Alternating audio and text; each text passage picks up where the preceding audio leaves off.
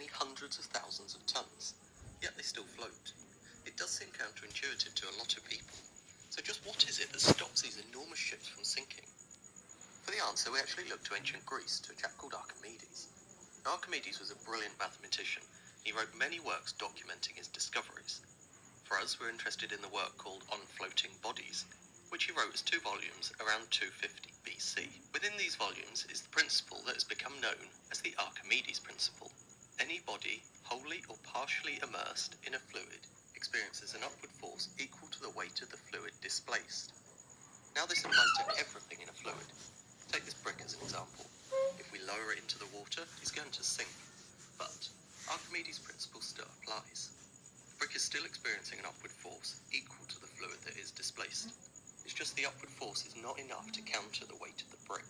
You can measure the amount of fluid displaced by either calculating the volume of the brick mathematically, or measuring the amount of water that has been pushed aside. Measuring this brick gives 20 centimetres, 10 centimetres, and 5 centimetres.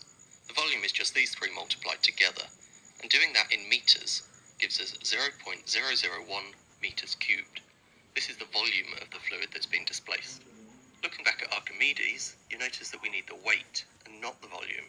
To turn volume into weight, you need to know the density of the fluid. Fresh water is easy to remember. It's got a density of 1,000 kilos per cubic metre, and this is why I wanted the volume in cubic metres. We can find the weight of the fluid displaced by multiplying the density by the volume, which gives us 1 kilo. The brick has displaced 1 kilo of water, and Archimedes tells us that the upward force experienced by the brick is the same as the weight of the fluid.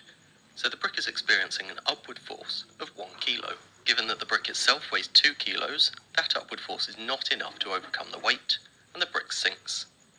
To make an object float, we can turn to Archimedes again, and another one of his principles, which is the principle of flotation.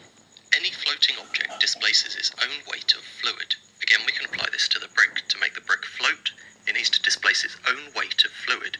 And there are 2 ways to do that. You can either make the brick lighter, but keep it the same volume, maybe by hollowing it out, or you can keep the brick the same weight and make it displace more water.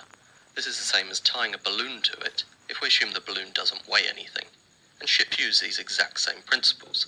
They just need to displace enough water that it counters their own weight. Take this ship as an example. Its rough dimensions are 300 metres in length, 40 metre beam, and 15 metres draft. If it was a perfect block, it would have a volume of 180,000 cubic metres. As this is just an example, let's say it's floating in fresh water. It's displaced 180,000 tonnes of water. Because of Archimedes, we know that it's floating because the ship itself, plus the weight of all the cargo, equals 180,000 tonnes. It is the volume of water displaced by the hull that is allowing it to float. You can add more weight. Shippers always want to do this as it allows them to carry ever more cargo. As you add more weight, however, the ship needs to displace more water to remain afloat.